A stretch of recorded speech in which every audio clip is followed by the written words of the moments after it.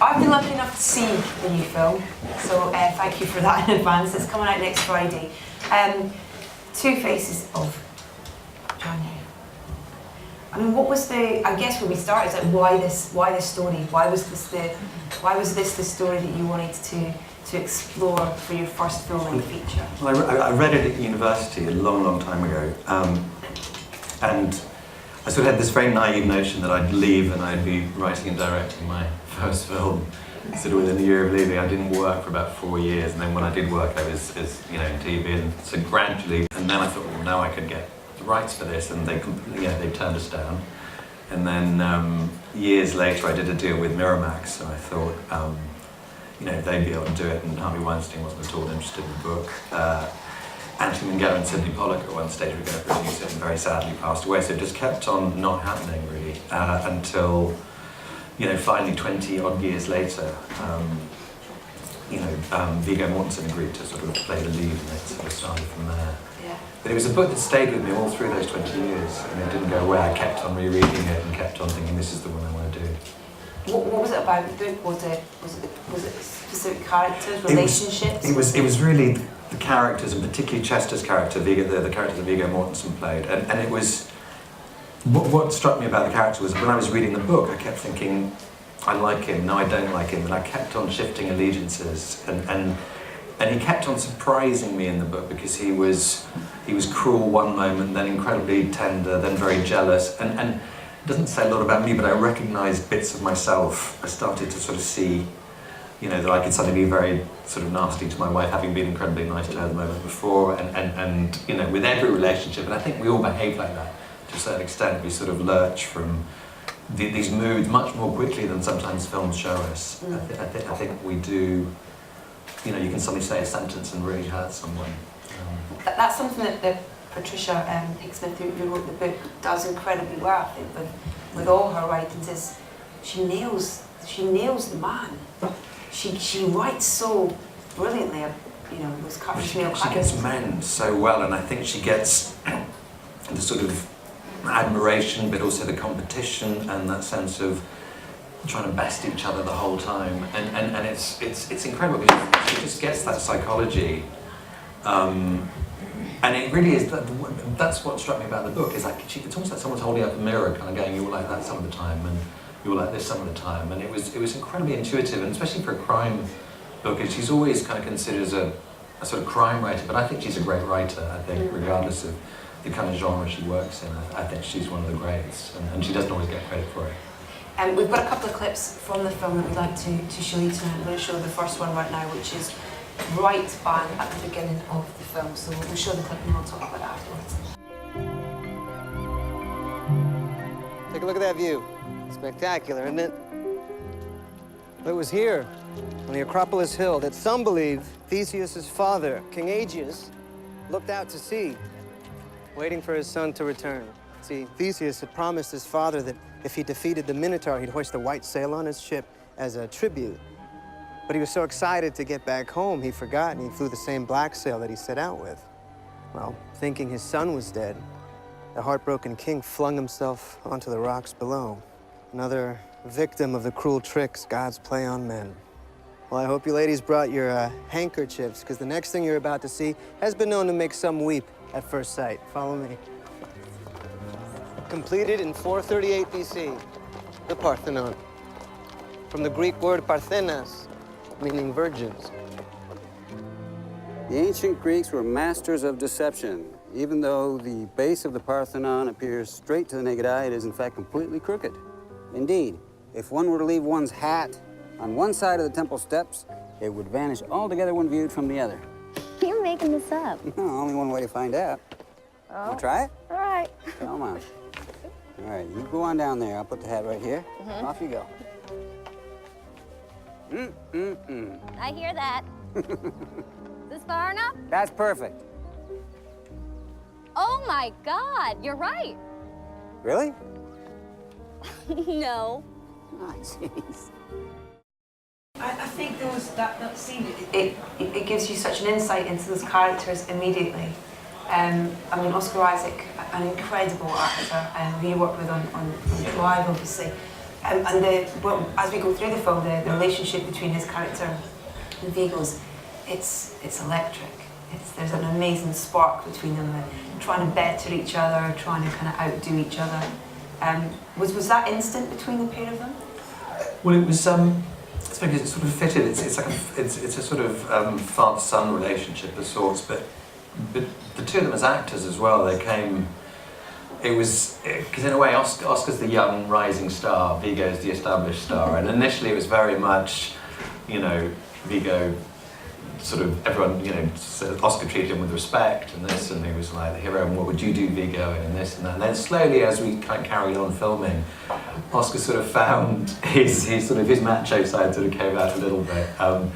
And so there was a bit more of the competition between them. And sometimes he'd say, well, actually, I think we should do it like this, and Vigo would say, we'll do it like that. And so it's quite interesting how. And I sort of, part of me was thinking I should sort of intervene, but then I thought actually I should leave it alone, because in a way that dynamic is such a important part. It's really the same dynamic in the story, and they got on brilliantly. But sometimes when there were those moments of competition, I sort of stayed away and let that sort of brew and fester, because I think it helped with the performances sometimes. Yeah. You mentioned that Vigo was on board kind of pretty early on in the project. Yeah, Vigo was sort of really the patron saint of the project, because he was. I'd spent so long.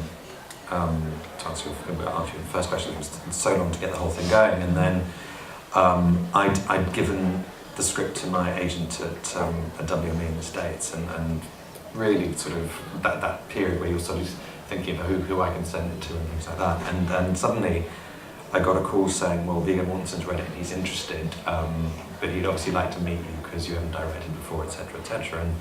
And I went to see him in Madrid, where he lives. And he was so unstarry, because, my sort of idea of what it's like to meet a movie star is you sort of turn up and they keep you waiting for 4 or 5 days and keep changing the meeting and stuff like that.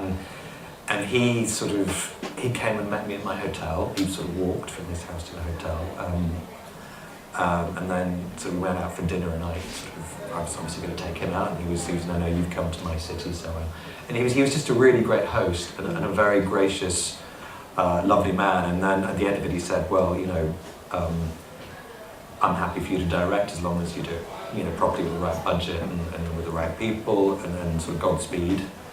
And really from then it just made it much easier to go and raise the money and stuff. And he was also, through the whole shoot, he was incredibly supportive. He never made me feel like a first-time director, none of them really did. He was always treated with a lot of respect. And then as we've started to now publicise the film, he's as relentless doing that work as he is preparing for a film or shooting the film. So, what is it like going on set for the first day as a first-time director? You've got so much experience in the world of film and and TV as well. You've seen it unfold and happen. Yeah. But what is it like on your film on that first day? What does it feel like? It was quite nerve-wracking, and I think. About 3 or 4 days before shooting, I had this terrible sore throat, which I'm not sure if it was stress-induced or whatever. And they sort of called in the screen doctor if we started filming in Crete, and they sort of gave me these pills, and normally when I get those sort of sore throats, I'm sort of sick for a week at least. So I thought, oh God, this is the first film where I'm sick before we even started shooting. And the Greek doctor gave me these pills, and I was absolutely cured the next day. And it was only afterwards, because my wife's very knowledgeable about that I kind of told her what I'd taken. I said I'd taken these miracle and they were steroids, I think. So the steroids cured me, so I was suddenly all right on the day of shooting. And I had a very good first assistant director who made sure we had a very light first day. And he was very smart about it. Everyone they were saying, well, if we can send 2 days of decent rushes and you made your first 2 days, and the fact you're way out in Crete, it's much harder for them to fire you. I imagine incredibly exciting and... Yeah, it's fantastic. It's fantastic, and as opposed to in my 20s, is I really wasn't afraid of looking stupid, and so if I get a number wrong on the lens or something like that, it would all be very, people were very helpful, and the crew was, and I think there's a sort of odd privilege you have with the first film, which everyone, if you let them, everyone's really desperate to help you, and you sort of get their best work. And I think if I'd have been doing it in my 20s, I would have probably needed to pretend I knew what I was doing when I didn't. And so I sort of felt very secure with the crew and cast I had, which made it nerve-wracking but actually incredibly exciting. I felt that I could make mistakes and not be punished for it, at least by the cast and crew. The studios didn't matter, but everyone was very supportive in a sense. We're going to see a second clip, and you talk about the kind of off-camera development of the relationship between Viggo and Oscar, and we're about to see the on-screen development of that kind of power struggle sort of thing happening here when they're on They're in Crete, yeah. They're in Crete on this island. Hey, you want to share some oysters, hon? The guidebook says it's a bad idea to eat shellfish here. Well, the Greeks have only been doing it for thousands of years. I'm sure your parochial guidebook's probably right. Better to eat shellfish from some dirty New York kitchen than right here by the sea where it's caught in front of your eyes. I wish I was in New York right now. Oh, skip it. Of course, we can't go back to New York. We can't go anywhere in the States because Chester's business ventures have been such a huge There's three of us success. here at the table. I'm sure Rydell doesn't want to hear you whine about how homesick you are. All right, why don't you lay off her? Who? My wife? Don't rise to it. No, let him. Let's hear what's on his mind.